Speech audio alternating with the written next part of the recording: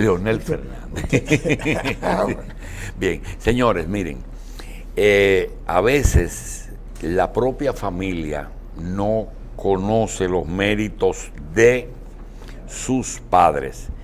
Nosotros tenemos un invitado que antes de hablar sobre su especialidad, José Vidó Franco, es hijo de José Joaquín Vidó Medina, abogado, fue vicepresidente del PLD y fue candidato vicepresidencial de ese partido. ¿Y sigue siendo miembro del comité político?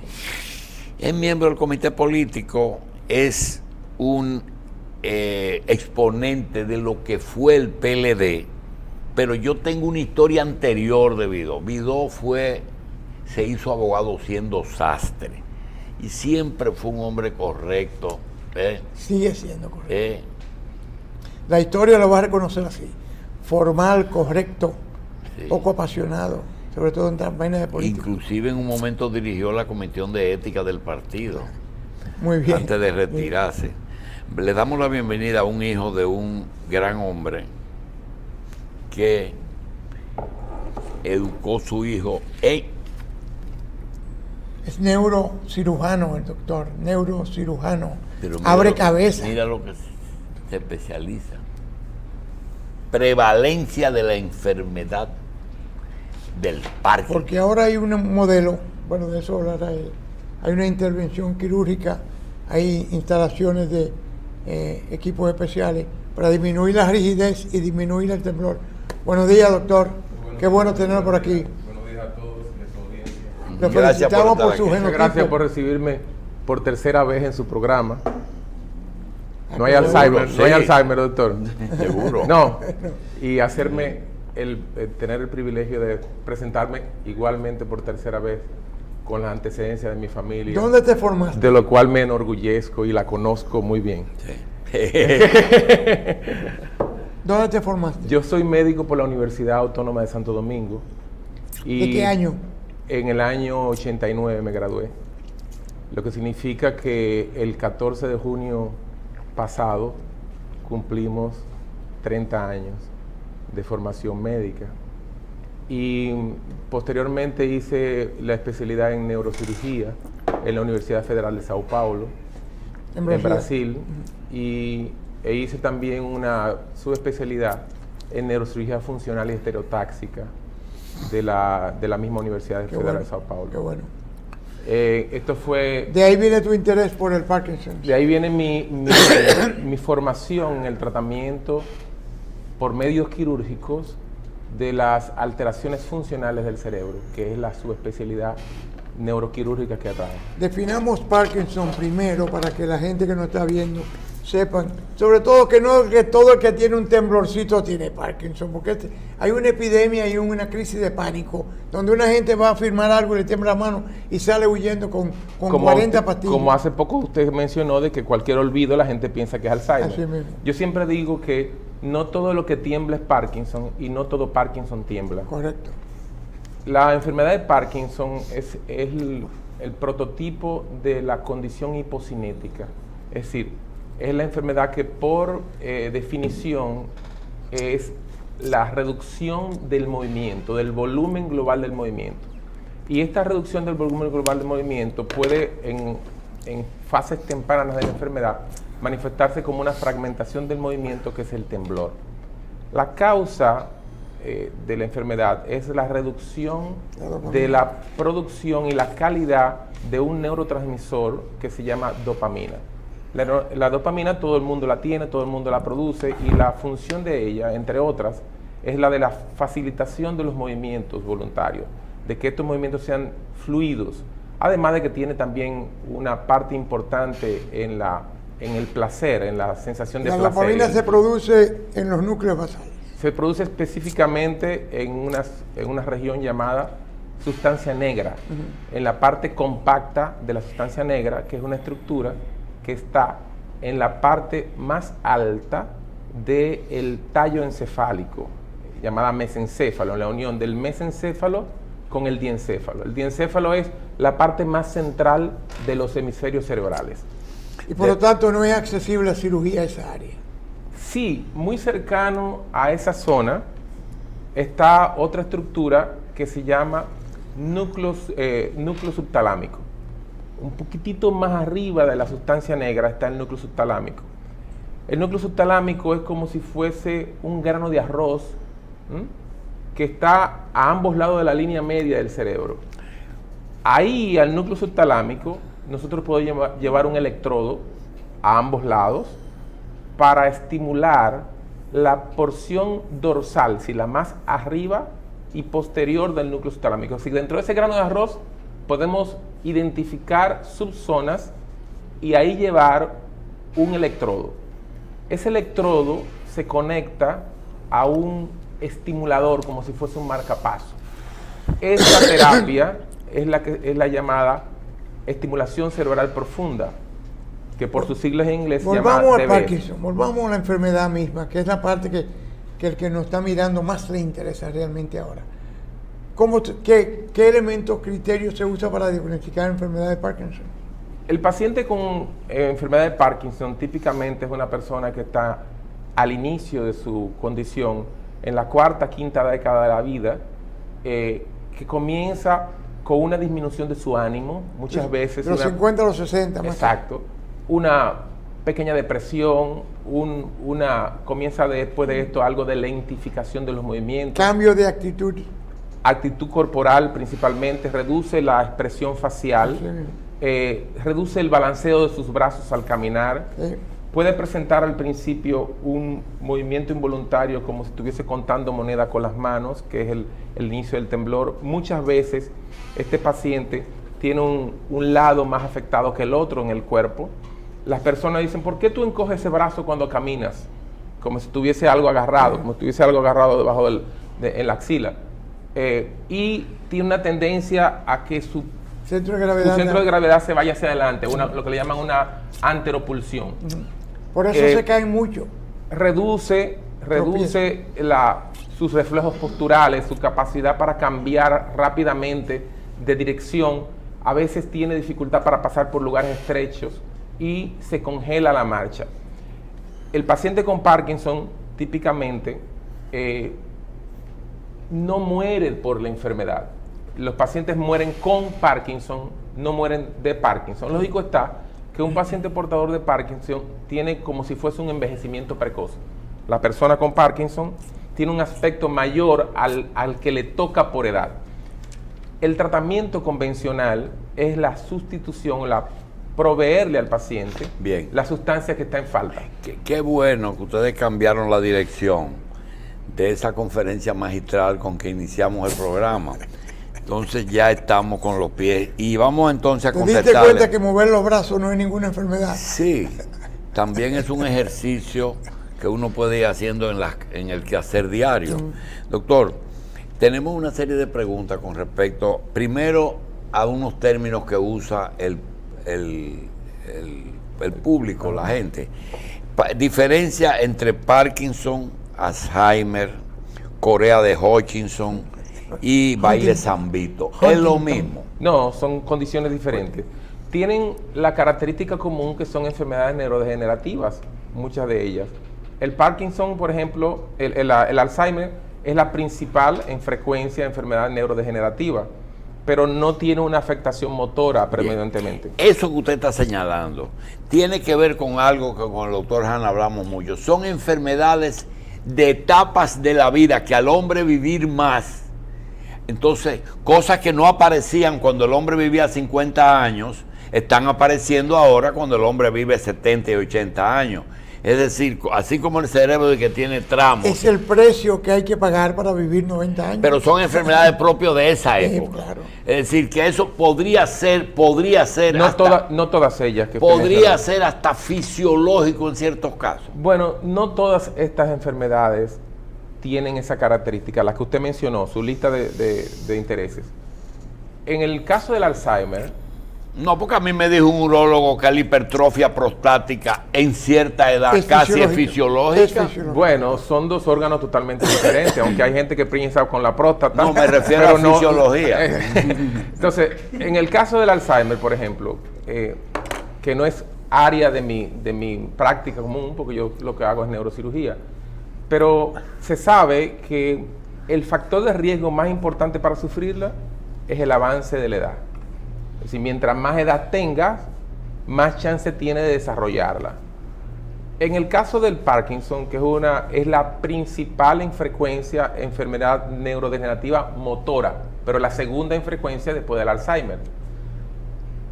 La edad no es el factor predisponente principal. ¿Por qué?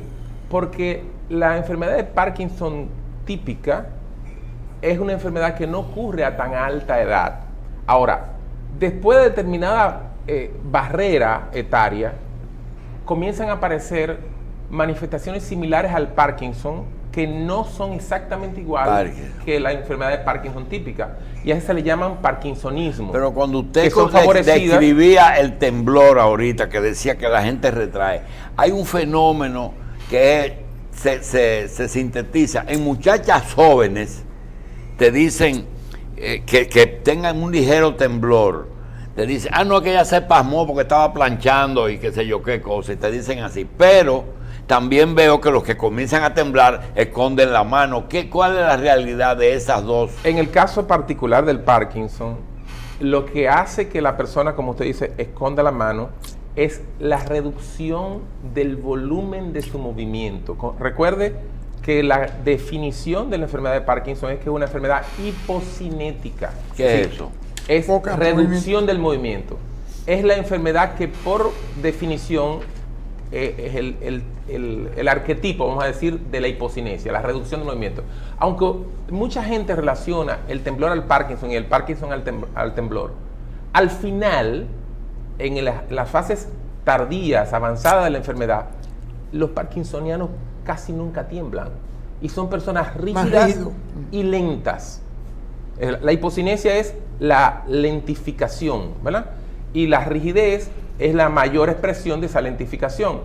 El paciente parkinsoniano a veces está en una mesa, en una silla, en un lugar y piensa, mira qué hombre tan aburrido, mira no se ríe, mira todo el mundo riéndose el chiste y no se ríe. No, es que tiene Parkinson. Y por tener Parkinson tiene poker face, es decir, no tiene expresión facial. Su alegría, su ira, tiene una reducción en la capacidad de expresarla porque sus movimientos están reducidos. Entonces, a veces, lo más discapacitante de un paciente con Parkinson no es el temblor, muchas veces, es la incapacidad para espantarse una mosca que se le posa en la nariz, la incapacidad para ajustarse una sábana si tiene frío acostado, la dificultad extrema para virarse en la cama después que tiene una noche de calor, se fue la luz, el aire no prende porque el inversor no lo enciende y se acabó el inversor y el abanico no prende. Hay un factor Entonces la persona tiene calor, suda la espalda y no puede virarse. Hay un factor genético en el Parkinson.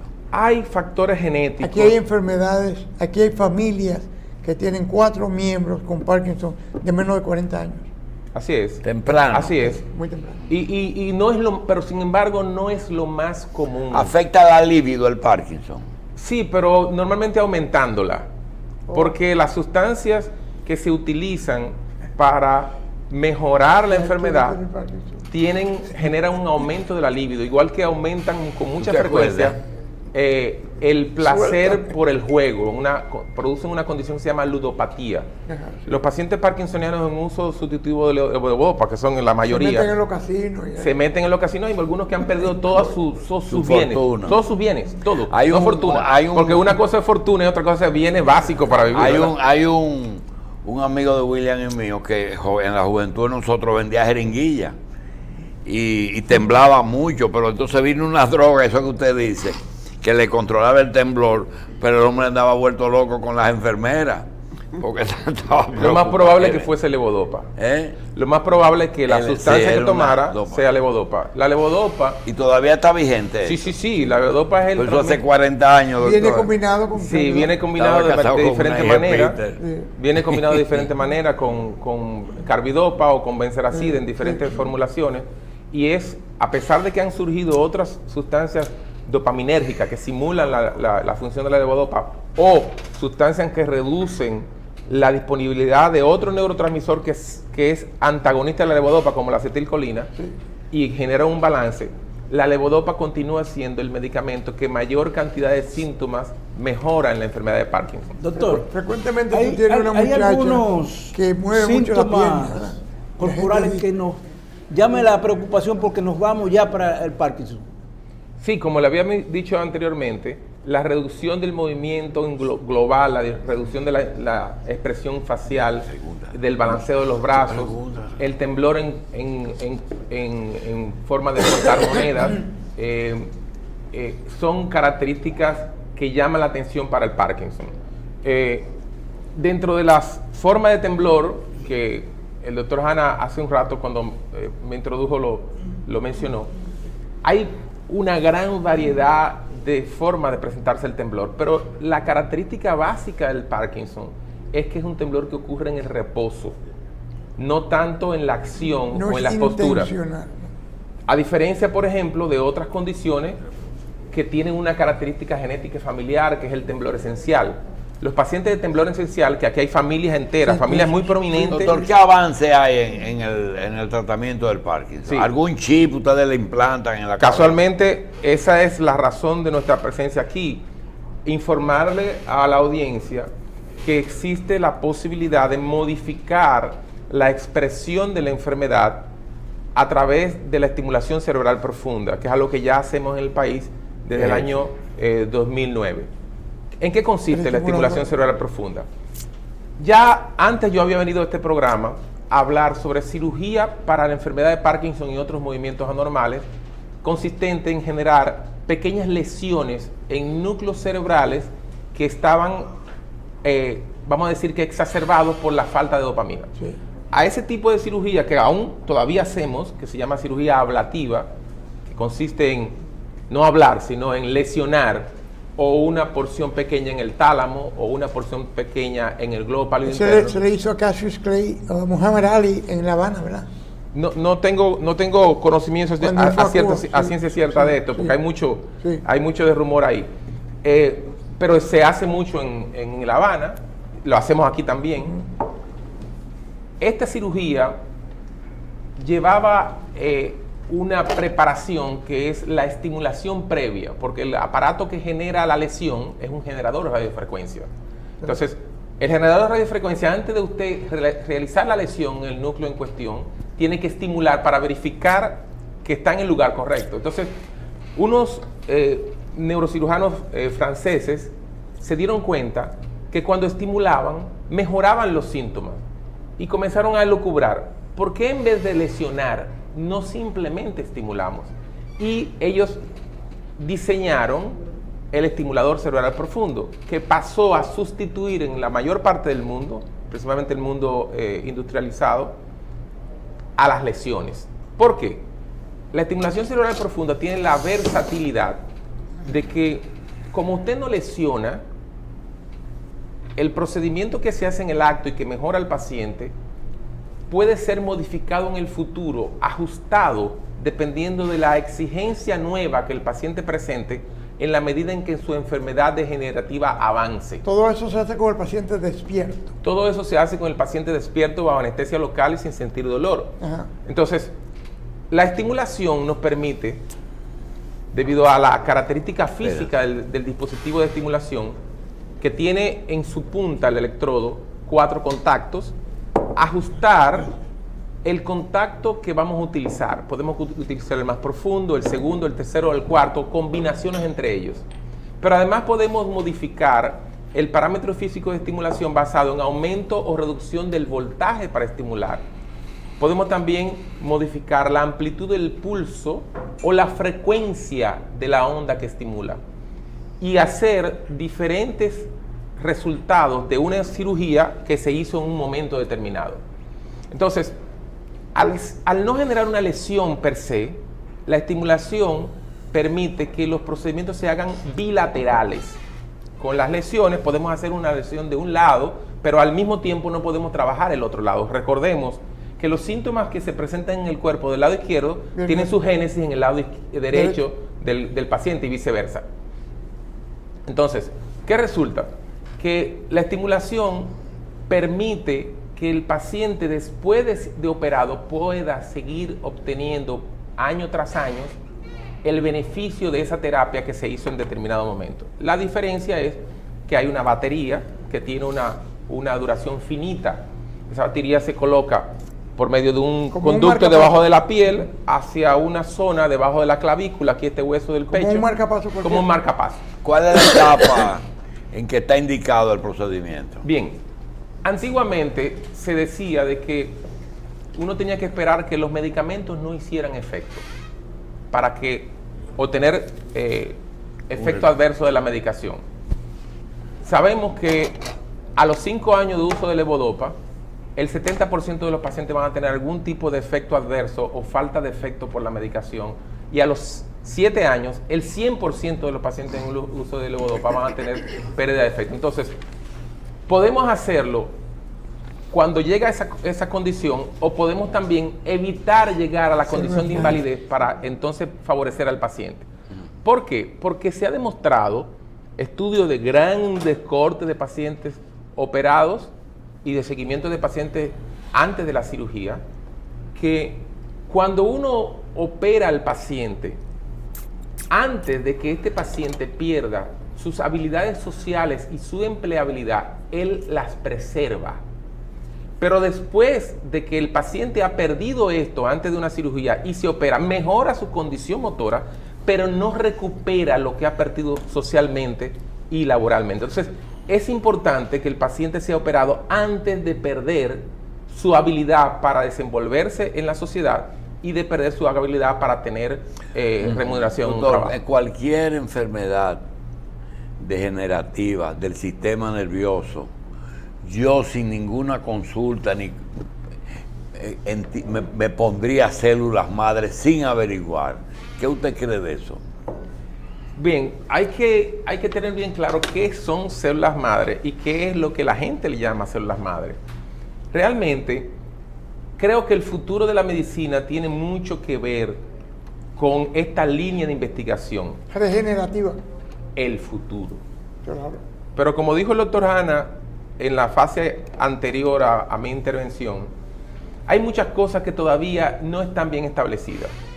Hay un gran negocio, y lo debo decir responsablemente, se está ganando mucho dinero, hay personas que están ganando mucho dinero, donde cada vez que usted tiene un discurso de que puede resolverle todo lo que vende esperanza hace negocio. Exacto, todo lo que usted puede vender grandes esperanzas con algo revolucionario, las personas van a ir de manera espontánea a ofrecer lo que tienen de recursos para conseguir beneficio médico, pero realmente no hay ningún sustento científico avalado por ningún estudio serio que justifique la aplicación, como se está haciendo en nuestro país, de células madre en pacientes con enfermedad de Parkinson. ¿Dónde está el consultorio, ¿dónde está el consultorio del doctor Vidó?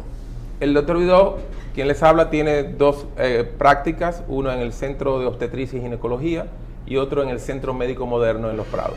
La gente con Parkinson debe usar armas de fuego. Bueno, yo entiendo que la menor cantidad de personas debería usar armas de fuego. Todo depende del grado de invalidez que el paciente tenga. Hay pacientes que tienen Parkinson y no parece que tienen Parkinson.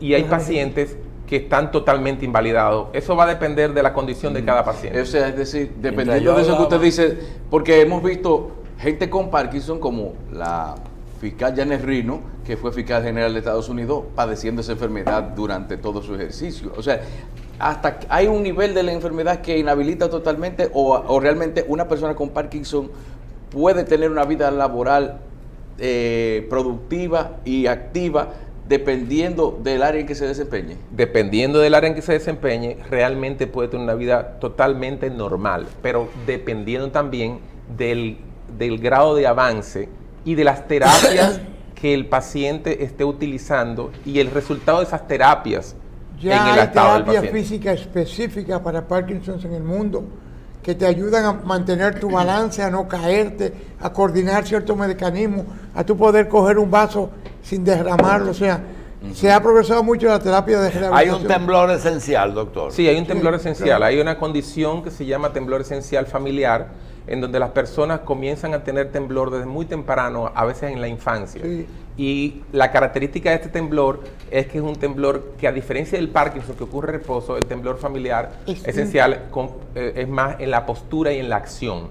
Entonces, este paciente tiene un temblor que no cesa con una acción que haga, como en el Parkinson. El Parkinson está temblando, usted le dice que tome algo, esto, y lo puede hacer con mayor facilidad. Fuera de los problemas de movimiento. Y para terminar. discúlpeme que vuelva atrás. El temblor esencial familiar también puede ser tratado con cirugía. Bien. Fuera de los problemas de movimiento, ¿limita la capacidad intelectual o cognitiva de la persona? Sí, No, solo en fases muy avanzadas. Eventualmente. Solo en fases muy avanzadas. La enfermedad de Parkinson, solo en fases muy avanzadas, genera deterioro cognitivo. Bien, vamos Hace muchos años vi una persona a tu edad y durante la entrevista el tipo no parpadeaba. Tú parpadeas de 16 a 18 veces por minuto, dependiendo del estado de concentración que tú tengas. Y le dije, mira, tú no parpadeas. Se fue a Jacksonville, en Mayo Clinic. Y le dijeron, no, tú no tienes Parkinson, tú no tienes. Hoy, 25 años después, Tenía Parkinson. tiene Parkinson severo, discapacitante. Es un Es un termómetro, Sí. la capacidad de pestañear a la persona. Igual que la pérdida del olfato. Sí, también. Tempranamente los Disminuye. pacientes de Parkinson pierden el olfato Sí, tempranamente. sí. Bien. Antes a veces de los síntomas motores. Así es. Doctor, gracias. Gracias a ustedes. por Doctor Un saludo a tu José padre. Vidó y Franco, neurocirujano, especialista en incidencia y prevalencia de la enfermedad de Parkinson. En el tratamiento de los y el síntomas de tratamiento. Parkinson. Bien, gracias, doctor.